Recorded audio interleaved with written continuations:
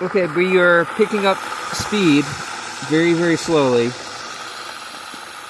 Like I said, it's not optimized. It needs 12 washers instead of 6. And realistically, you could have some in the inside diameter, but I don't have enough of these bolts. I'm using essentially these recessed conical head bolts, and I only have so many of them, and so I need to go to the hardware store to buy some.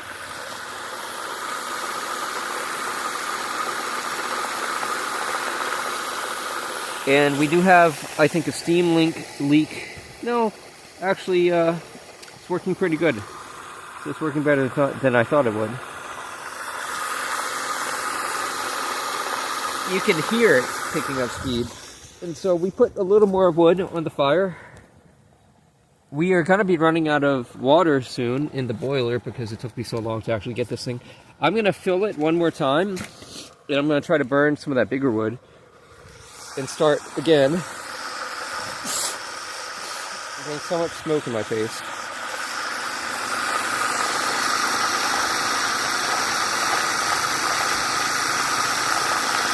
Yeah, it vibrates. It's not perfect. The way I balance these discs is I put them on an axle between two pieces of metal, like a frame essentially, and I spun them with my hand for hours, and like 4 hours, and I used a file, a metal file. Here we go. You can hear it picking up speed.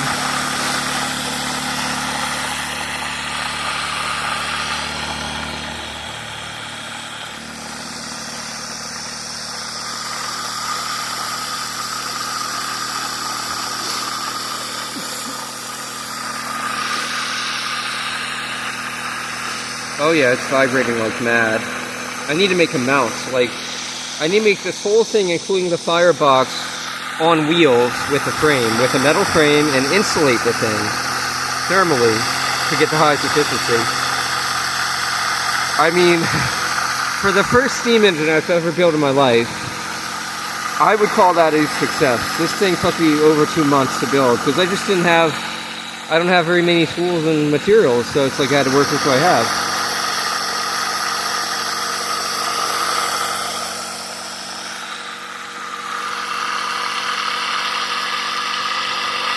There's some maximum speed it could get to based on the flow characteristics. These holes are not big enough. Like, that's one thing. The disc is spaced too far away from this outer housing, and mainly because the outer one's warped, and then I have another one that's straight, and then underneath that I have a pot, a literal pot, and it's also leaking out the bottom. But yeah, that's fast.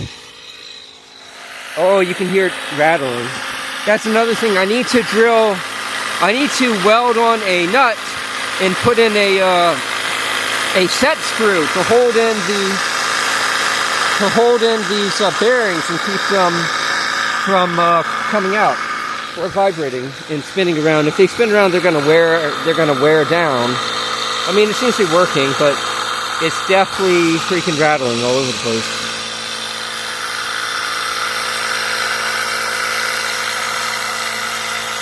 And there's no load on it. That's just friction and air resistance. So the way we plan on getting power off this thing is on the other side there's a nut, and I'm going to fit a socket to it and then make a coupling, kind of a flexible coupling with a piece of hose and some hose clamps, ideally. And then, oh yeah, this thing is just freaking going mad. And then we're going to make a axial flux generator using magnets from hard drives. Hard drive magnets are very, very strong.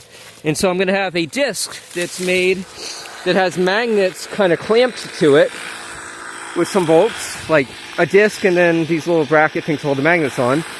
And that disc is going to rotate and be attached, and the coils are going to be stationary. And there's going to be no brushes. It's going to be like a brushless motor, essentially. A brushless motor with, yeah, just some parts you can find pretty common. I mean, almost everyone has a dead hard drive or two, you know. So that's the plan for that. So I would say that that's a success. I didn't think it was going to rotate. I thought that the gaps were too big, and I thought that it was just not good enough craftsmanship, but it's actually working, so pleasantly surprised. You can see these markers where I tried to equally space the holes, and when I did that, I didn't have the right distance, and so it ended up being like a pentagon. But anyway, it's good enough. So yeah, just like producing mechanical power from firewood and water. That's what this is. I am going to feed this fire and maybe record another video in the future, but that's it for now, so.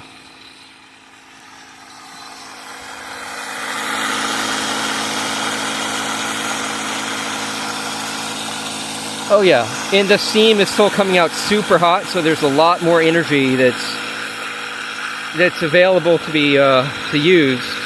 Just like I would need more than one turbine, I need multiple stages of turbines. A tiny one, a bigger one, and then a giant one. And then on the other side, where if this was all enclosed, right? Ideally, if it was enclosed and you could capture the steam, on the very end of the cycle, you have a condenser coil, and so you would actually produce a vacuum.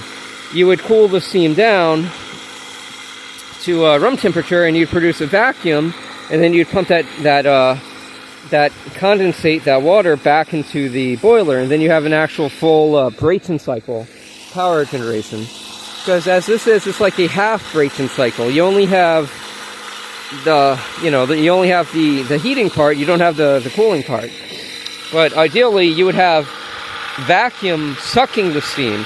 I've seen some arrangements where they have one turbine connected to another turbine that basically the second turbine evacuates the steam. It's like just like a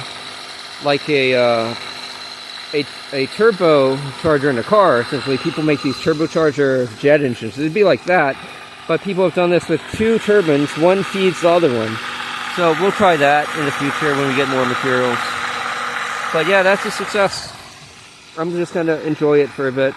And I'll see you in the next one.